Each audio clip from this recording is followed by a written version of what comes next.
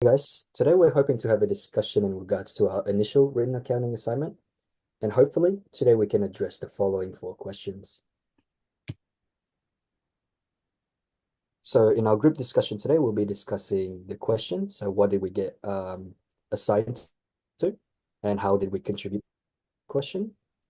The challenges that we face. So how do we overcome these challenges?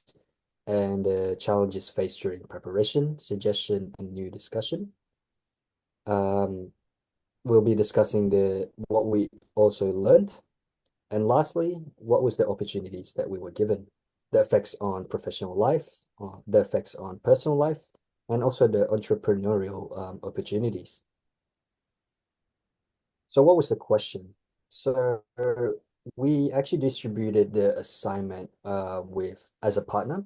So me and Tom actually did the first question, which is more the calculation space, and Abin and Angus contributed to the second question, which is more read based.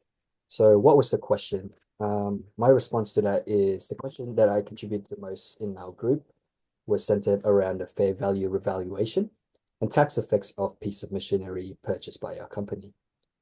I contributed to this question by leading the discussion on the proper treatment of revaluation under the fair value method, tax implications due to the difference between accounting depreciation and tax depreciation, and also deferred tax liabilities.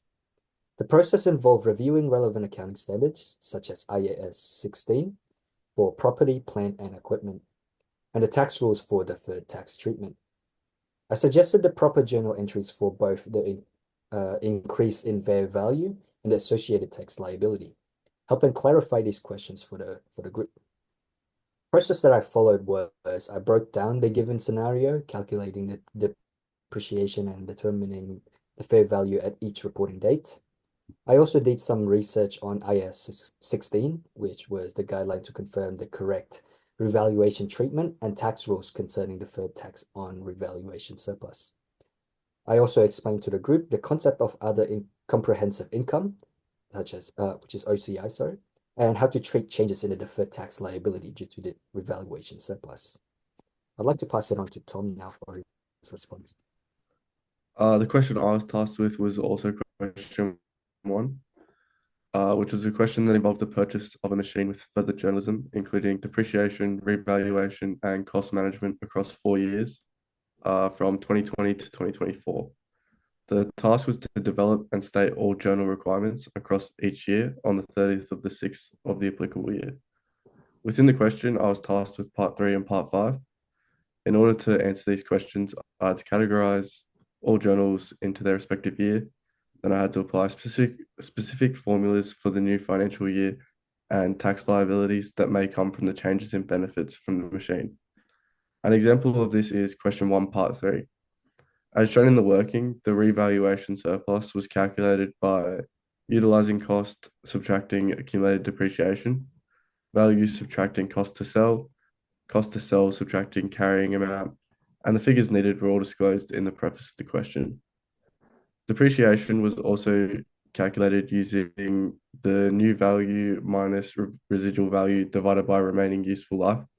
And finally, the tax asset adjustment was calculated using the new temporary difference and subtracting the depreciation.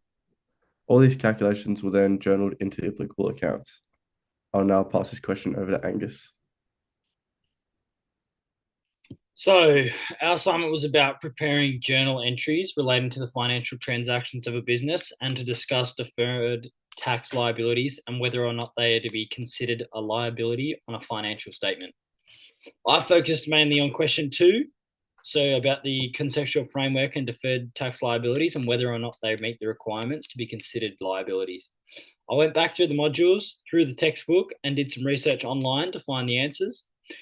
Question 2 was done by me and Abin mainly, to which we collaborated our work and tried to get enough of what we were both trying to say into the limited 600 words. I'd like to pass this one to Abin now.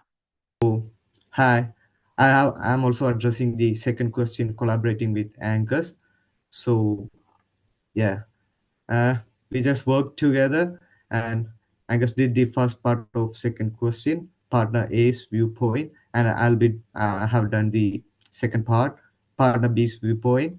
So in the partner B's viewpoint, which argues the deferred tax liabilities satisfying the consumption framework, definition of liabilities and needs to be recognized according with the Australian account standards. And yeah, in that partner B believes the deferred tax liabilities should be classified as liabilities as they meet the consumption framework concept of present responsibilities, although uncertainties across timing. Deferred tax liabilities indicate the future outflows meet the both consumption framework, Australian Accounting Standard Board, and com- uh, and it also guarantees the financial statement delivers a comprehensive, clear, extract overview of companies' financial status, assisting the stakeholders in making more informed decisions. I would like to pass back to Akmal. Thank you all.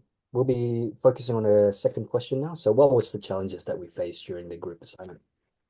One of the main challenges for me was understanding the tax effects of revaluation in the machinery and how to handle the deferred tax liability, as this is a pretty complex area of accounting.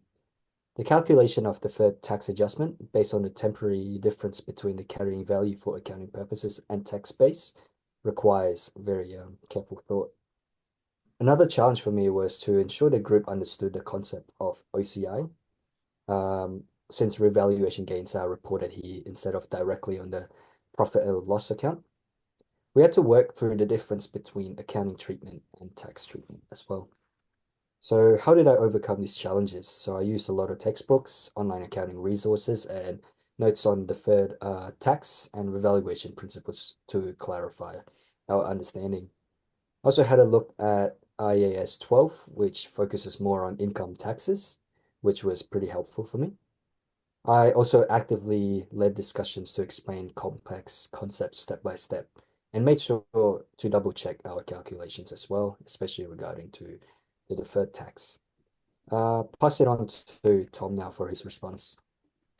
The main challenges I feel we faced as a group were communication in terms of organization of meeting times that worked for all the members of our group, and adjudication of correct answers for the questions. In regards to communication, we were all relatively responsive to the group. However, because everyone has different commitments, it meant it was more difficult to find a time that worked for all group members to come together. This meant communication was essential for us to be able to collaborate effectively. To overcome this, we ended up doing late in the afternoon or evening meetings. In regard to judgment of the questions, we both looked over our questions and reread in order to understand the questions as best as possible and decide which question we thought would work the best and achieve the most marks. I'll now once again pass this over to Angus. Our group faced a few challenges on the way to achieving this assignment submission. We formed a bit later than other groups and we had to create the group on the fly. For me, it began with sending a message into the Canvas site requesting a group, and then I received some messages from Akmal and Tom saying that we could make a group. We then created a WhatsApp group chat and begun brainstorming and delegating the different work. I was to work on question 2 with a bin. For many of us, it was difficult to begin this assignment, however, as there were a number of other subjects that we had assignments due in the weeks leading up to this assignment's due date. Despite this, we all maintained focus and ensured to get this work done at our own pace well before the due date. I'd like to pass this one on to a bin now. Yeah. So first, we have faced many challenges while during the assignment. The first was like when I started this group task, I wasn't sure exactly how it would be go since I didn't have a group. Once Alice helped me to get in touch with the other people, though we were able to work together and get things going. And communication is the most important thing in this. And we just created a group chat after get in touch with everyone, and then we divided the task and worked together efficiently. It was a true team effort. I'm proud of how we handled the challenges and supported one another successfully complete the assignment. However, we have faced a major challenges on the day of submitting the assignment. We realized we haven't been officially allocated as a group. We immediately reached out to Alice and she helps to fix the issue properly by allocating all of us just in time. We believe we did very well. Yep. I would like to pass it to Akmal. Thank you all. We'll move on to this third question, which was, what did we learn throughout this specific questions that we were assigned to? So, despite my background in accounting, I work as a finance officer. I think I gained a pretty deeper understanding in the following. So, first one for me was fair value revaluation, the mechanics of revaluing an asset and its impact on financial statements. Deferred tax accounting, the implications of tax depreciation differences, and the creation of tax liabilities. The revaluation of assets introduces temporary differences requiring deferred tax adjustments. And lastly, the impact of OCI and how relevant it was for non-operational gains or losses and how they are reported separately from regular profit. The materials I used were relevant because they provided authoritative guidance on complex accounting issues. And I also needed to ensure our treatment aligned with the appropriate accounting standards. Pass it on to Tom now. Through this question, it helped me to develop my understanding of what accounts are affected by which transaction. For example, the relationship between deferred tax expense and deferred tax assets and the effect accounts have on each other. It also helped me to understand credit and debit applications better and which account they apply to.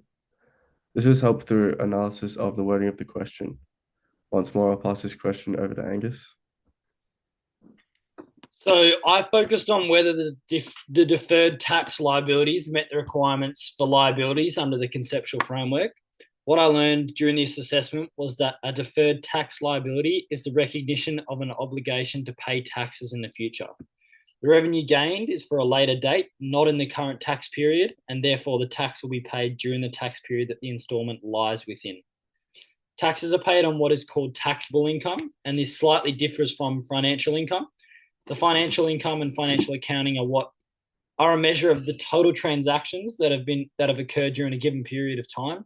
This slightly differs from taxation accounting, which assesses the taxable income of a given period and the tax obligations based on the jurisdiction and nature of the expenses. An example of a deferred tax liability is when a business gets paid on an installment basis. In this example, the business has made sale of a particular good or service, and therefore the net loss to produce this will be evident on the financial statements, and therefore the net profit through the sale of this also needs to be present. In the case of installment payments, the money has not yet been received and will not until another tax period, and therefore the notion of a deferred tax liability comes into play, which shows that there is income to be received by the business, but this is at a different tax period, and therefore the tax for this revenue will be paid in that period. The premise is that companies should not pay tax on income it hasn't received yet, but a deferred tax liability is a recognition that these will be paid in future. The recognition requirements under the AASB 112 or Australian Accounting Standards Board 112 do not make any reference to the conceptual framework, and this is what partner A was referring to. The recognition requirements to be considered a liability under the conceptual framework are as follows. They need a present obligation to the entity, probable outflow of resources, reliable measurement, and rising from past events.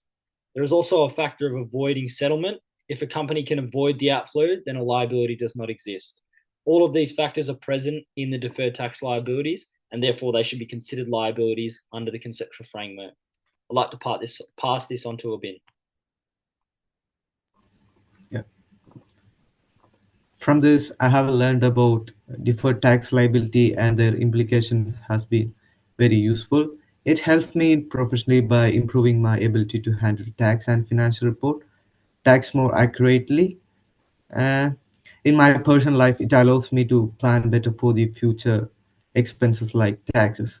Angus and I work together by dividing the tax I contributed by researching ASB 112 and conception framework, focusing on how deferred tax liabilities fit the definition of the liabilities. I led the development of Partner B's argument, supporting the recognition of details as a present obligation. I also ensured our answer was backed by references from the accounting standard and relevant books, textbooks, while collaborating with Angus to refine our final response. Passing back to Akmal. Thank you all. I think now we can look into the final question of today's discussion, which was, what was the opportunities that we were given?